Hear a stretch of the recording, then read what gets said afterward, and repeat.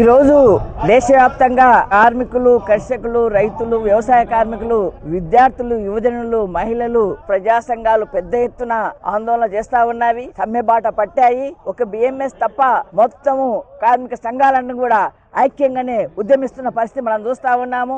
ఎందుకంటే కేంద్రంలో ఉన్న బీజేపీ ప్రభుత్వము కార్మిక వ్యతిరేక విధానాలు, ప్రజా వ్యతిరేక విధానాలు అవలంబిస్తా ఉంది. లేబర్ కోడ్లు, 4 లేబర్ కోడ్లు, 49 కార్మిక చట్టాలను నాశనం చేసి 4 లేబర్ కోడ్లు తీసుకుని వచ్చింది. ఏంటి లేబర్ కోడ్లు? అసలు సమ్మె చేసే అవకాశం లేకుండా, మామూలుగా వాళ్ళు యూనియన్ పెట్టుకునే హక్కు లేకుండా, ఆ రకంగా వాళ్ళకు ఏ మాత్రం హక్కులు లేని పద్ధతిలో, ఒక రకంగా చెప్పాలంటే యజమానులకు బానిసలుగా పడుండే పద్ధతిలో వాళ్ళ జీతాలు అడగకూడదు, వాళ్ళు ఏ మాత్రం అడగకూడదు, సౌకర్యాలు అడగకూడదు, ఏమన్నా అడిగితే తీసేసే లక్ష్యం. ఎంత ఇదంటే దుర్మార్గం అంటే ఈరోజు వాళ్ళు ఒకటి కొనసాగించారు. ఏంటి? రోజుకు 178 రూపాయలు ఇస్తారు. 178 రూపాయలు ఏంటి? కాబట్టి మొత్తంగానే 178 కాదు, అనేక ప్రాంతాల్లో ఇంకా ఎక్కువ ఉంది. కానీ వాళ్ళకి తగ్గించి ఏ మాత్రం వాళ్ళ కుటుంబాలు గడవని పద్ధతిలో చేస్తున్న పరిస్థితి ఉంది.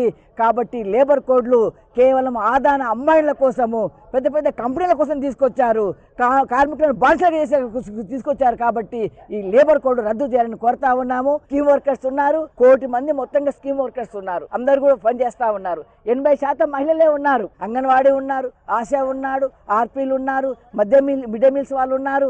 అట్లాగే ప్రైవేట్ స్కూల్లో కానీ దాంట్లో కానీ పనిచేసే వాళ్ళు చాలా మంది ఉన్నారు. అంతమంది మహిళలు ఉంటే వాళ్ళకి కనీస వేతనం అమలు చేయడం లేదు. 10,000, 12,000, 8,000, 13,000 ఎట్లా బతుకుతారు? ఆయన బతుకుతాడా ఆ డబ్బులతో? కాబట్టి ఇది చాలా దుర్మార్గమైనది.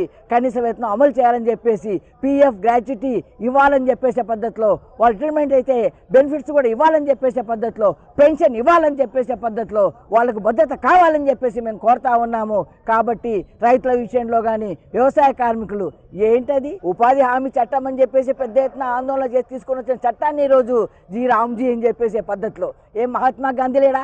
మహాత్మా గాంధీ స్వాతంత్రం కోసం పోరాడలేదా? తన ప్రాణాలు అర్పించలేదా? గాడ్సే మహాత్మా గాంధీని చంపారు. అలాంటి గాడ్సే వాళ్ళు ఈరోజు, వాళ్ళకు అనుకూలమైన వాళ్ళు ఈరోజు ఈ రకంగా ఉపాధి చట్టాన్ని నిర్వీర్యం చేయాలని చెప్పేసి పద్ధతిలో మహాత్మా గాంధీ పేరు తీసేసి రామ్జీ అని పెట్టారు. దీన్ని మేము వ్యతిరేకిస్తా ఉన్నాం. కాబట్టి ఇవన్నీ రద్దు చేసేంత వరకు పెద్ద ఎత్తున దేశవ్యాప్తంగా కార్మికులు, కర్షకులు, ప్రజా సంఘాలు పోరాడతాయని చెప్పేసి మోడీకి హెచ్చరిక చేస్తా ఉన్నాము. బీజేపీ ప్రశ్నిస్తుంది, మేము ఒకటే అడుగుతా ఉన్నాం. మహాత్మా గాంధీ ఎవరు? మహాత్మా గాంధీ పేరు ఉంటే ఏంటి? రామ్జీ అనేది ఎందుకు పెట్టాలా? కావాలని కాదా? చట్టాన్ని ఏదైనా సరే, ఏ పనైనా ఉండొచ్చు, ఆ పేరును మార్చి అదే పనిగా రామ్జీ అని చెప్పేసి ఉపాధి చట్టంలో 125 రోజులు, ఆ 125 రోజుల్లో బడ్జెట్ తగ్గించి ఎక్కువగా రాష్ట్ర ప్రభుత్వాలే ఇవ్వాలని చెప్పేసి కేంద్రం తప్పుకునే పద్ధతి, ఇది ఏది కరెక్ట్? అంటే ఒక రకంగా ఉపాధి చట్టం నిర్వీర్యం చేయాలని కదా పేరు ఎందుకు మార్చాలా? రామ్జీ ఎందుకు మారుస్తున్నారు? అంటే మొత్తం రాముడేనా? కాంగ్రెస్ పార్టీ ప్రశ్నించింది. పార్లమెంట్ లో రాహుల్ గాంధీ మాట్లాడినాడు, బయట కాంగ్రెస్ వాళ్ళు మాట్లాడినారు. మహాత్మా గాంధీని ఎట్లా మీరు తొలగిస్తారు? మహాత్మా గాంధీ ఈ దేశానికి స్వాతంత్రం తెచ్చిన నాయకుడు అని చెప్పేసి పెద్ద ఎత్తున వాళ్ళు కూడా అడిగారు. చాలా మంది కదా మొత్తంగానే వ్యతిరేకిస్తున్నారు. బీజేపీ తప్ప దేశంలో ఉన్న ప్రజలందరూ, పార్టీలందరూ కూడా దీన్ని వ్యతిరేకిస్తున్నారు. ఇది కరెక్ట్ కాదు, రామ్జీ అనేది కరెక్ట్ కాదని కమ్యూనిస్టులే కాదు అందరు కూడా వ్యతిరేకిస్తున్నారు. మహాత్మా గాంధీ పేరు ఉండాలా, అది నిర్వీర్యం చేయకూడదని చెప్పేసి, కూలీలకు చాలా అవసరం ఉపాధి అని చెప్పేసి పద్ధతిలో చెప్తా ఉన్నారు. కాబట్టి ఇది బీజేపీ చేస్తున్న ప్రచారం అబద్ధ ప్రచారం తప్ప వాస్తవంగా కమ్యూనిస్టులు కాదు అందరూ వ్యతిరేకిస్తున్న విషయాన్ని మనం గమనించాల్సిన అవసరం ఉంది. పైగా కార్మికులు, రైతులు, వ్యవసాయ కార్మికులు సమ్మె చేస్తున్నారు. ప్రధానంగా కేంద్ర ప్రభుత్వం అనుసరిస్తున్నటువంటి ఈ 4 లేబర్ కోడ్లు ఏవైతే ఉన్నాయో, కార్మికులు కట్టు బానిసలుగా మార్చిన 4 లేబర్ కోడ్లు రద్దు చేయాలని డిమాండ్ చేస్తున్నాం. అట్లా అమెరికాతో చేసుకున్న ఫ్రీ ట్రేడ్ ఒప్పందం వల్ల మన భారత వ్యవసాయం దెబ్బతింటుంది. ఆ ఒప్పందాన్ని రద్దు చేసుకోవాలని కోరుతున్నాం. వ్యవసాయ కార్మికుల ఉపాధిని దెబ్బతీసే రామ్జీ ఉపాధి హామీ చట్టం దాన్ని రద్దు చేయాలి. మహాత్మా గాంధీ పేరుతో 2005 ఉపాధి హామీ చట్టాన్ని అమలు చేయమని చెప్పేసి డిమాండ్ చేస్తున్నాం. ఈ 3 ప్రధాన డిమాండ్లతోటి దేశవ్యాప్తంగా కోట్ల మంది కార్మికులు, రైతులు, వ్యవసాయ కార్మికులు సమ్మె చేస్తున్నారు. ప్రత్యేకించి కర్నూలు జిల్లాలో 10,000 మందికి పైగా కార్మికులు సమ్మె చేసి ర్యాలీలు నిర్వహించారు.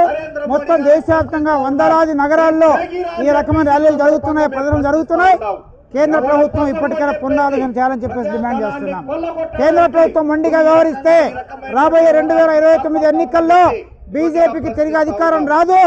అధికారం కావాలని కోరుకుంటే కార్మికులు కోరుతున్నట్లుగా కార్మికులకు అనుకూలమైన చట్టాలు చేయండి, కార్పొరేట్ల ఏజెంట్గా వ్యవహరించదని చెప్పేసి కేంద్ర ప్రభుత్వానికి తెలియజేస్తారు.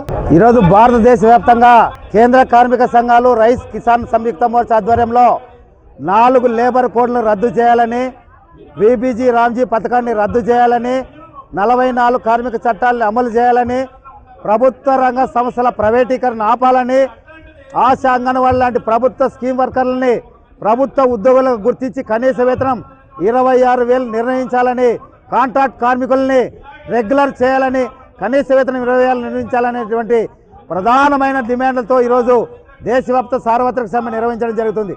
ఈ సమ్మెలో దేశంలో ఉన్నటువంటి ప్రభుత్వ రంగ సంస్థలు, సంఘటిత అసంఘటిత రంగ కార్మికులు 30 కోట్ల మంది పాల్గొంటున్నారు.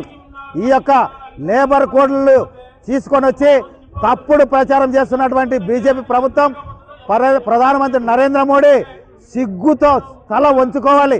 ఎందుకంటే ఈ దేశంలో సంఘాలు పెట్టుకునే హక్కు, 8 గంటల పని విధానాన్ని అమలు చేసుకునేందుకు, అదేవిధంగా అంటే సమ్మె చేసే హక్కు, ఉద్యోగ భద్రత, కనీస వేతనాల చట్టాలు ఇవన్నీ ఎవడు దయదలిసి ఇచ్చినట్టు కాదు.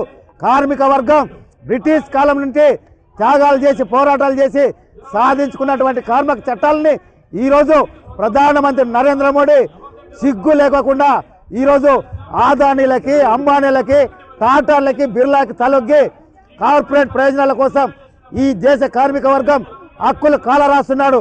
తక్షణమే లేబర్ కోడ్లని వెనక్కి తీసుకొని 44 కార్మిక చట్టాలని అమలు చేయకపోతే ఈ బీజేపీ ప్రభుత్వం మరి అంతం చూసేందుకు భారతదేశ కార్మిక వర్గం, రైతాంగం, ప్రజా సంఘాలు పూనుకుంటాయని చెప్పేసి హెచ్చరిక చేస్తున్నాం.